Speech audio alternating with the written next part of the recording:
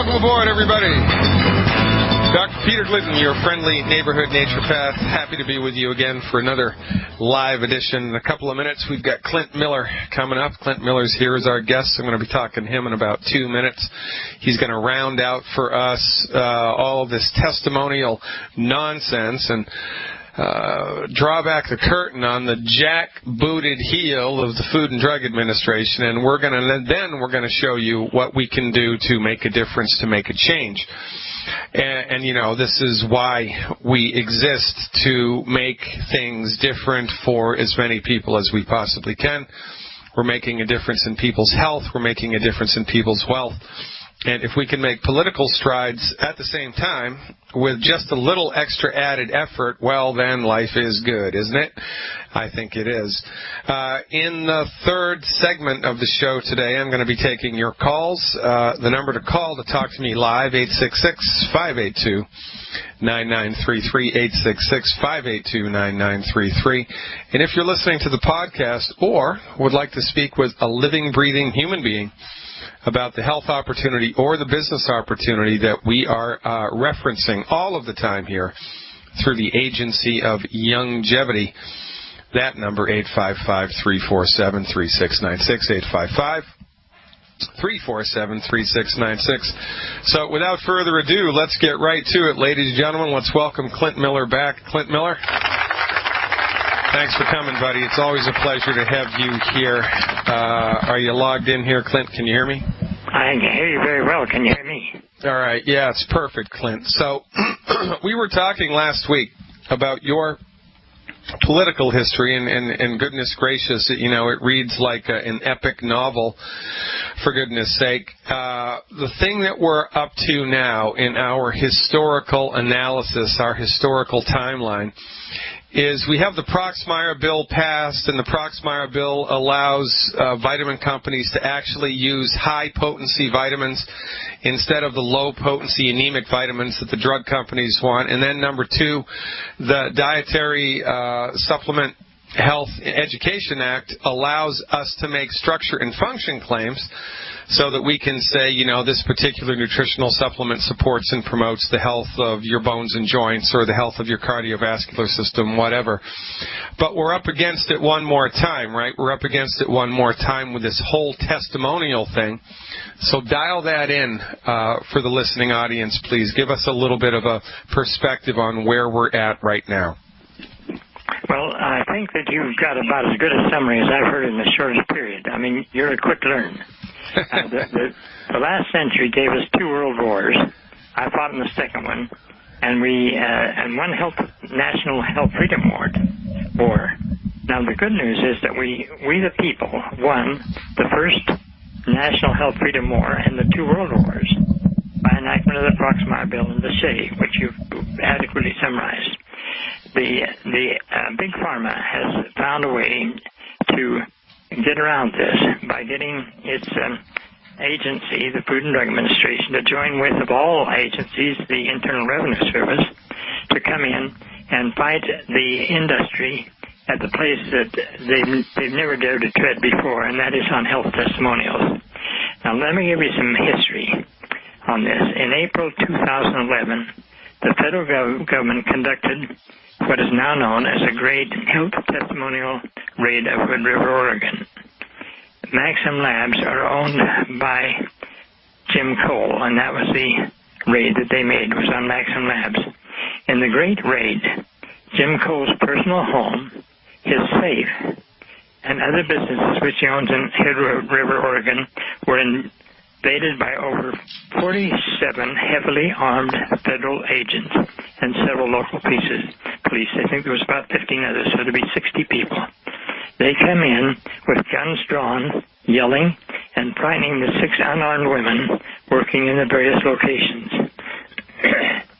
Now, prior to the Great Raid, Jim Cole had been selling his supplements to thousands of dedicated, grateful, satisfied owners, or customers, for over a decade, with no ill effects and few complaints. So great was the appreciation of many hundred customers that they sent testimonials, grateful testimonials. The testimonials simply told how Cole's supplements had worked for them and their loved ones in various ways, including autism. Now, in October 2010, Maxim Labs received a FDA warning letter telling Jim Cole that he had to take down his website in which he had listed all these testimonials. He hired a good FDA compliance attorney, did everything he could to comply, and then the next thing we heard was that they had this 2011 raid. Now, at that time, they seized over $500,000 worth of gold, and I can understand from, I hate to be a devil's advocate for anybody as wicked as the FDA has been on this, but I can see where if you were to come in and find that a man had probably put away $500,000 worth of gold bars, that he might be guilty of tax evasion. So they called in the IRS and brought in some of their agents because they thought they had a lockdown case for tax evasion, mail fraud, and the wire fraud. Well, come to find out, gold has been used from Edgar Cayce's days on as a catalyst in homeopathic remedies. It's widely known.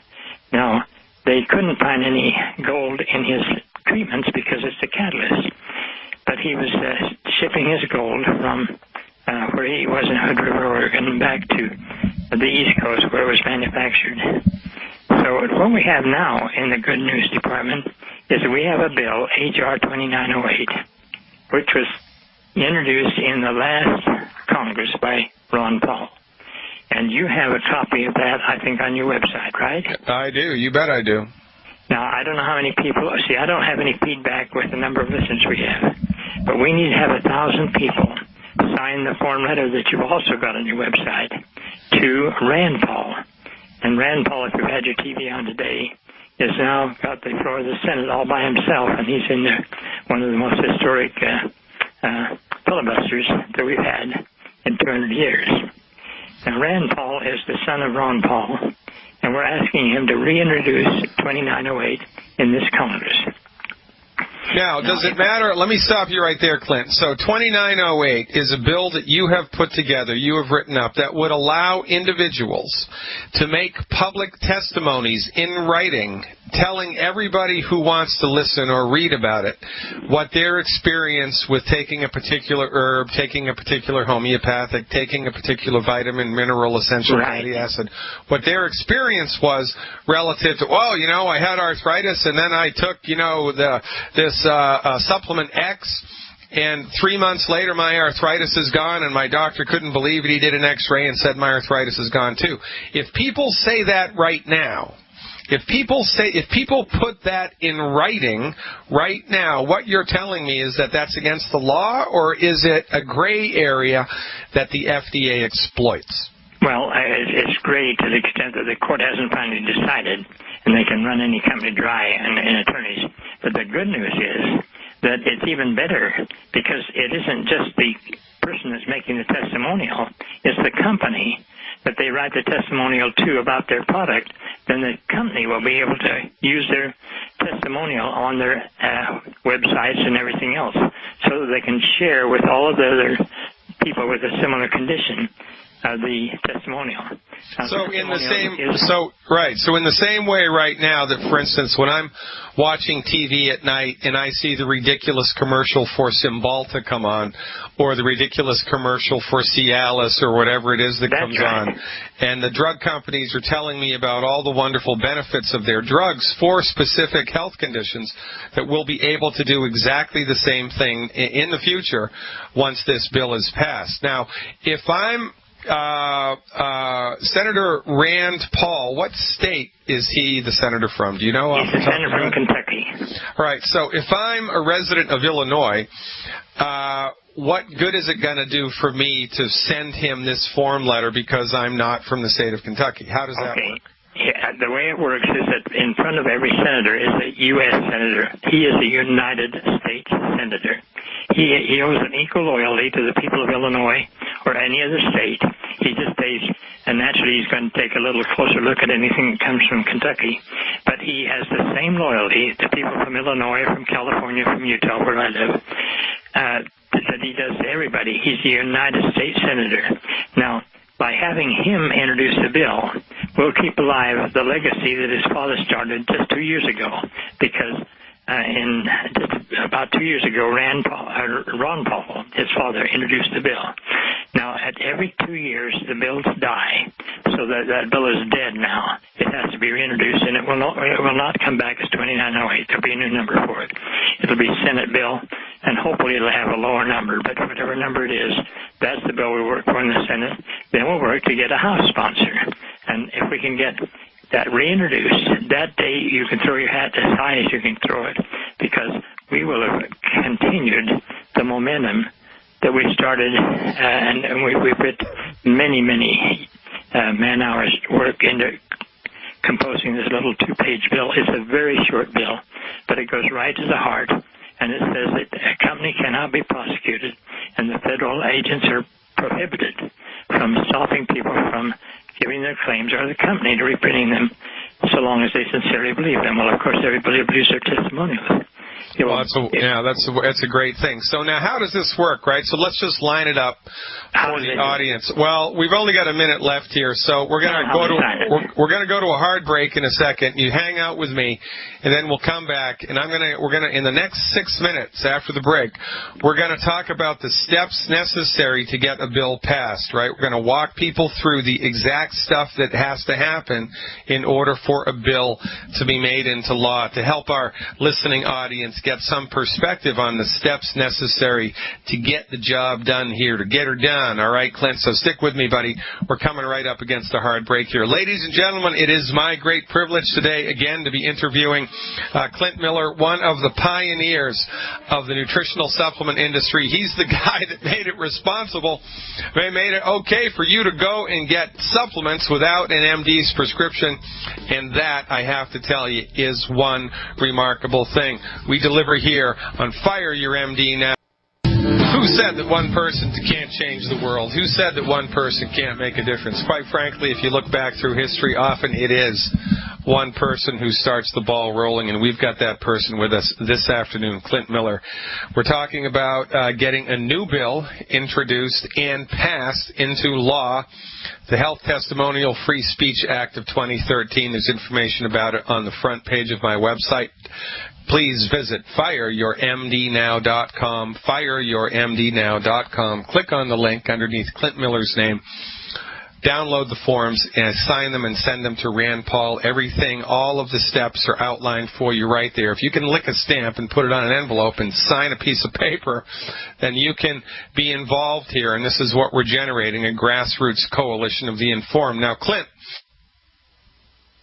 here's the deal, right? When we're trying to get a new bill introduced and passed into law, there are a number of steps that has to happen.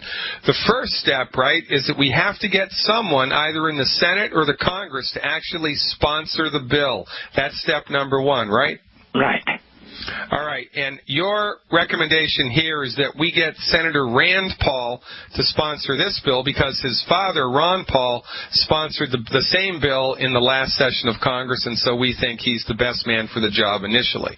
That's right, and the one correction I would like to make, is it possible to have the people sign those letters and have them sent to you, and then we can get them from you to our contact in Washington, D.C., and they can be hand-delivered?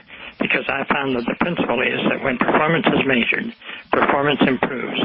We have to know exactly and precisely how many letters are getting in, and I have no way of tracking it when it goes electronically. Okay, we can do that. All right, so we'll make that adjustment, ladies and gentlemen. So if you've downloaded that form letter already and you haven't yet mailed it, we'll post an address to my business where you can mail the letters, and then we'll collect them and bundle them all together, count them up, bundle them all together, and then we'll send them en masse to the appropriate person. All right, so that's step number one. And we'll count them every week. All right, very good. And I'll report on how many we've got live here on the radio every Friday. I can do that as just part of a normal part of the show. Okay, great. So we're going to collect signatures, and then we're going to send them to Rand Paul first, the senator from the great state of Kentucky, to get him to sponsor the bill. Now, once he's sponsored the bill and he's signed on to this, and he is sponsoring the bill, then the next step is to get co-sponsors. Is that correct? Precisely. In fact, we have Ron Paul's statement in the Congressional Record when he introduced the bill back in 2000. 2011 that he gives a reason asking the other members of the House of Representatives to co-sponsor with him. We'll use those same arguments with Rand Paul, and we won't start with Rand. We're just starting with him. That's the beginning point. He's a logical place to start with. And then we'll go to the other 99 senators and all 435 representatives. Each one will go in time, but we'll pick the most likely person to move. So we'll go at them one at a time. All right, so now once a bill has been introduced, members of the Senate and members of the House members of the Congress also have to sign off on it. How does that work? Well, what happens, the bill is assigned to a committee. It'll be assigned to a committee in the Senate and also a different committee in the House. That committee is supposed to hold hearings on it. The problem is that they have thousands of bills that are introduced, and so we have to wait until the pressure builds up. Now, once we get, as I did on the Proxmire bill, once you get 418 members of the House that had co-sponsored the bill, then we had the majority of the House already. They knew that we had the bill passed. Then they hold hearings. We had wonderful hearings, very, very fair chairman. And once the hearings were over with, they passed the bill in the House. Then it went to the Senate, and they passed the bill in the Senate, and it was passed virtually unanimously. And then the president has to sign it for the cherry on the top, right? And as I remember, it was Jerry Ford that was then president. We had him as original signer of the co-sponsor because he was from Michigan, where Amway was. Interesting. Well, look, ladies and gentlemen, politicians don't lead, they follow. It's up for us to create the parade. It's up for us to create the excitement. It's up for us to create the buzz and generate pressure on our political partners in Washington, and then they will follow the parade, because the politicians love the limelight. That's their whole thing.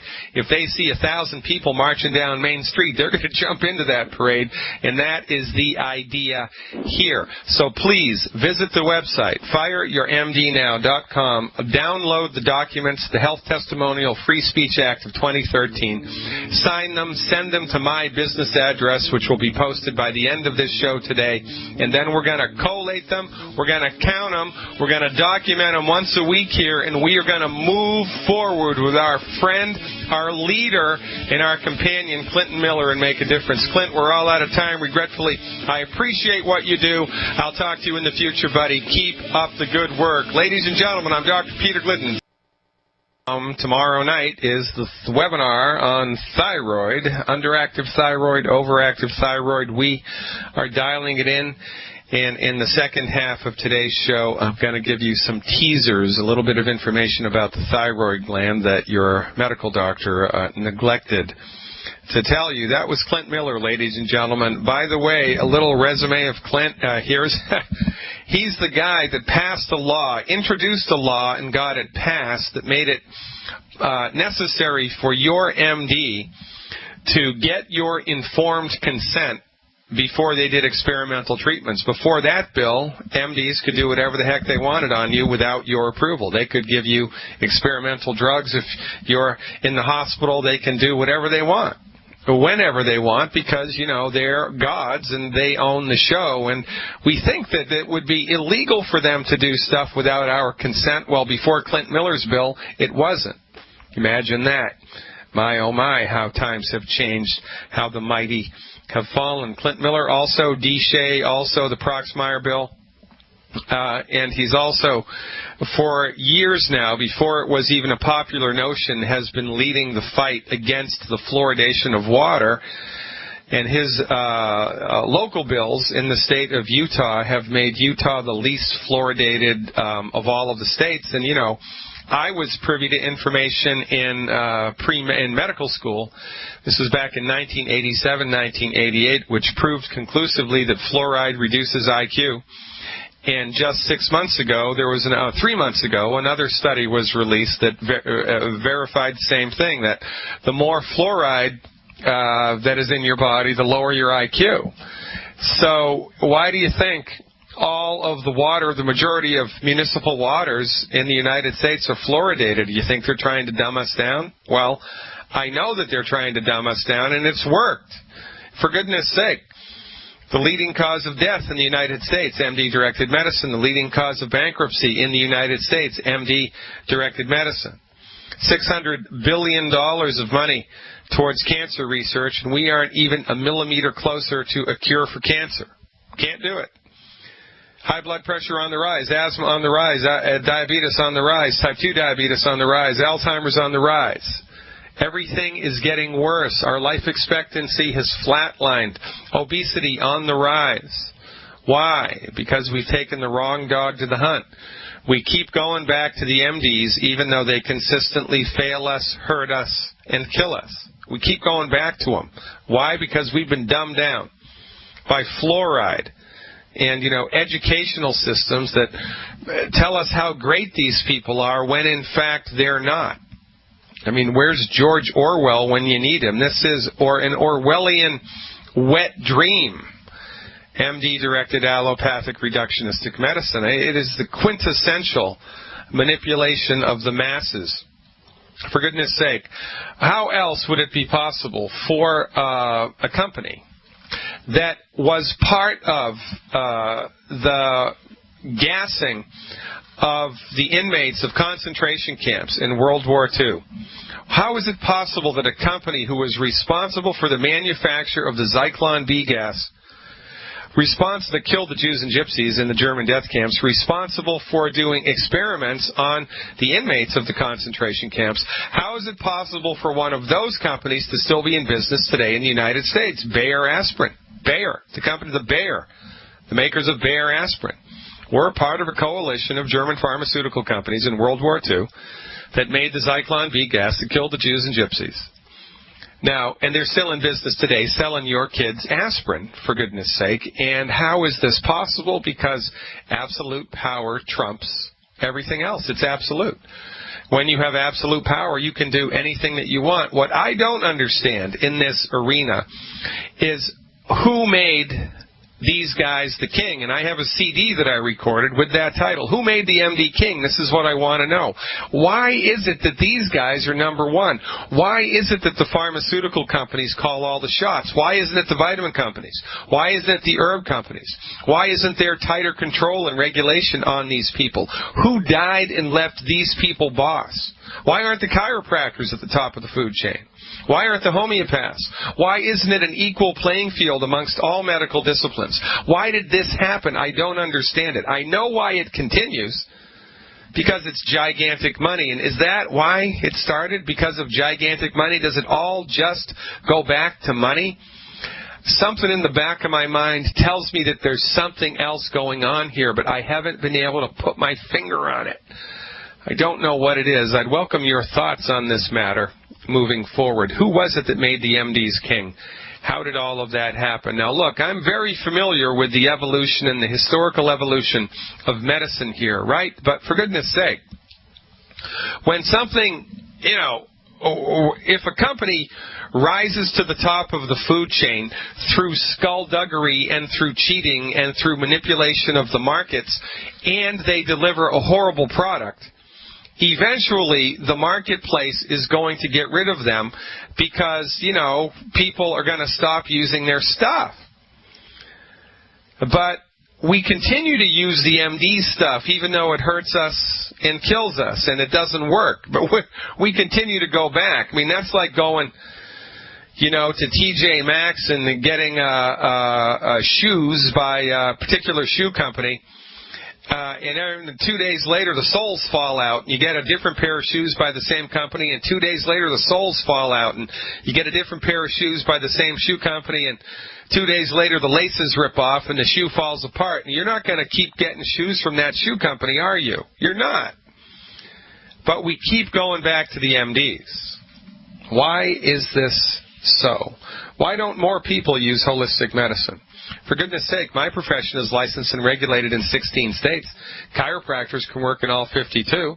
You can go to the health food store. You can go to an herbalist. You can do whatever you want in most states. We're not locked down here. It's not locked down. It's not illegal to use vitamins and nutritional supplements. Now, part of the problem here is that health food store owners have no idea at all of which therapeutics are effective and which therapeutics are not effective. It's not really their job. It's their job to make the displays look friendly and make the displays look sexy and to give you upsells and to make you buy more stuff than you intended to when you went in there. Ever been to a Whole Foods?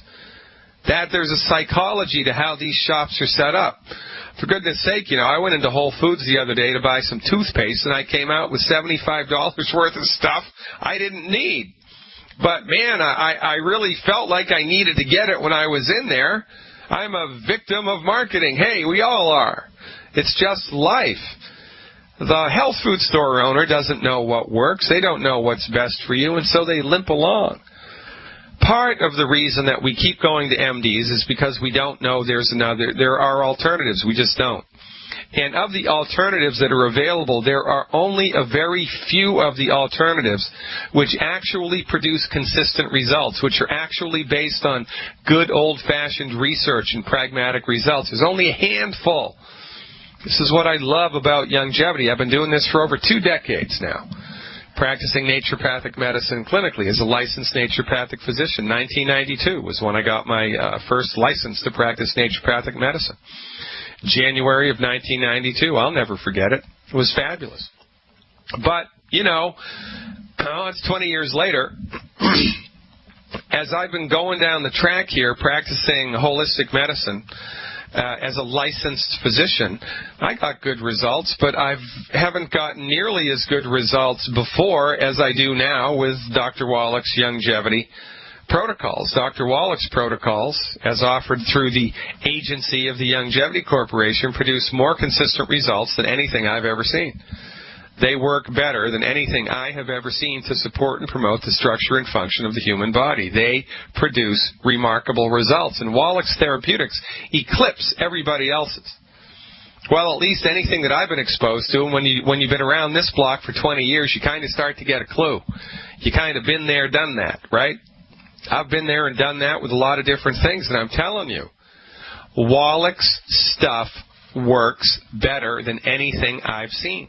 There's a handful, just maybe 2 or 3 nutritional supplements that longevity doesn't have. There's only 2 or 3 that they don't have, and honestly, those 2 or 3 that they don't have are just add-ons. They're not compulsory. They're not, necessary. They're add-on stuff. I'm telling you, if you had the choice of you wanted to learn how to play violin, and you could be taught to play violin by Yitzhak Perlman, arguably one of the greatest violinists of the modern age, or by, your daughter's high school violin teacher, who are you going with? You're going to go with Perlman because he's the best, right? I mean, you want to learn how to play basketball, and Michael Jordan offers to coach you. Are you going to say no? You're going to say, no, Michael, I'd rather go with the high school basketball coach. You want to learn how to play hockey, and Wayne Gretzky comes along, knocks on your door, rings your doorbell. Hey, I'm here to teach you how to play hockey. Oh, no, Wayne, I'm sorry. I'm busy today. I'm late for my appointment with my son's high school hockey coach. No, you're not going to do that. You're going to genuflect at that altar. You're going to welcome them in. You're going to do exactly what they say. Well, when it comes to making an inroad into your health with holistic medicine, the first, second, third, fourth, and fifth things that you should do is listen to what Dr. Wallach has to say. No kidding. Because Dr. Wallach's therapeutics produce more consistent results than anything I've ever seen. Dr. Wallach is the unheralded superstar, the Michael Jordan, the Wayne Gretzky, the Yitzhak Perlman, the Albert Einstein of holistic medicine, naturopathic medicine. My naturopathic colleagues don't like to hear this. Dr. Wallach isn't, he isn't persona non grata, but not a lot of naturopathic physicians like Dr. Wallach. Why? Because he's extremely successful and he gets results where everybody doesn't. It doesn't help that he's extremely outspoken in his political views neither. That doesn't help the naturopathic community to want to embrace him openly. But, all things considered, somebody's political stance should be irrelevant when we're talking about medicine, because when we're talking about medicine and the application thereof, what we're talking about is eliminating human suffering. Human suffering doesn't know a political party. Human suffering doesn't know race, creed, or color. Human suffering doesn't know age or nationality or how big your checkbook is. We should all be on the same page here, but we're not. Listen, take my advice. If you're up against a health care concern, and you're sick and tired of feeling sick and tired, you're sick and tired of taking prescription medicine after prescription medicine and they don't work, and you're going from bad to worse, you're going straight to hell in a handbasket, and you want to dip your toe into the holistic waters, come to us. Because we show you what Dr. Wallach recommends to support and promote the structure and function of your body in the face of diagnoses of chronic illnesses. And ladies and gentlemen, this is the best kept secret in medicine. This is the best thing to happen to medicine, honestly, since the invention of the sterile technique. We're the only ones talking about it. You're the only ones listening to it. So grab that bull by both horns and ride it right over the hill into the wonderful world of health and wealth. I don't know about you, but I kind of feel like going to Wyoming right now. Let's go. Albert is on the line from that state. Hey, Albert, thanks for waiting. You are live. Hi, Dr. Glidden. I'm calling for a 60-year-old gentleman. He's 6 foot tall, 240 pounds, and he listened to the Best of Dead Doctors Don't Lie, and he also listened to the CD, Healing is Easy. Yes, sir. He started getting his diet under control for gluten-free and the 10 bad foods. So now he wants to find out what you can suggest he might do for restoring his digestive tract. He's suffering with gastroesophageal reflux disease, and he's got arthritis in his joints. Okay, very good. And he's 240 pounds? Yes. Okay, great. Yeah, I can dial that in right now for you, Albert. That's very, very easy to do. Thank you so much for the call. As a matter of fact, these are two arms of the same octopus. Gastroesophageal reflux disease is fancy schmancy doctor talk for heartburn, right? It's bad heartburn. It's like, heartburn that's starting to be so bad that it's actually starting to hurt your throat. And the technical term for your throat is your esophagus. It's the tube that goes from your mouth into your stomach, and the esophagus does not have a protective lining around it like your stomach does. The stomach has a protective lining around it which keeps the acid in the stomach from chewing a hole through the stomach. Imagine that. That's how smart Mother Nature is. Your stomach is basically a big bag of acid, and the acid is so strong that if it were anywhere else, it would burn a hole right through whatever it's in, and then be game, set, match. You'd be all over. But your stomach has a protective lining that prevents the acid in there from chewing it up. Well, that protective lining is not in your throat, or the technical term for your throat, your esophagus. So when you have consistently bad or consistent heartburn, you get a little bit of weak stomach acid going from your stomach back up into your esophagus, and it will start to whittle away and wear away at the esophageal wall. You can even punch a hole right through it or get throat cancer from it. This is, gastroesophageal reflux, also called GERD. It's heartburn on steroids, and it is caused by not enough stomach acid. Your stomach acid is too weak. Your medical doctors will tell you that your stomach acid is too strong, but that's impossible. GERD, heartburn are caused by stomach acid that is too weak. I gave a fantastic webinar about this, by the way, a couple weeks ago, and it's available for viewing 24/7 on my website, fireyourmdnow.com. If you are a subscription holder, we offered this webinar last month free of charge, and it was up on the website for a couple of weeks. Go to my website, check it out. $17 for a subscription. You'll have access to this webinar and so many more. But the short story here, Albert, is that This is a calcium deficiency and a salt deficiency, which drives this illness forward. Interestingly enough, when your joints start to become, worn out, so to speak, and medical doctor diagnoses arthritis, inflammation of the joint. From our point of view, joints become inflamed. Why? Because you have a bad gene? No. Because you're getting older? No. Because your joints have run out of the raw materials they need to maintain their health. Your car runs out of oil, the engine seizes, your joints run out of raw materials, you get arthritis. The main raw material necessary for joint health is calcium. So how about that? You need calcium for stomach acid, you need calcium for healthy joints. This guy's got a problem with stomach acid, he's got a problem with joints. Guess what? I bet you he's got a calcium deficiency. I bet you 25 cents it's also hard for this guy to fall asleep at night. Maybe he even has restless legs at night in bed. Those things also are calcium deficiencies.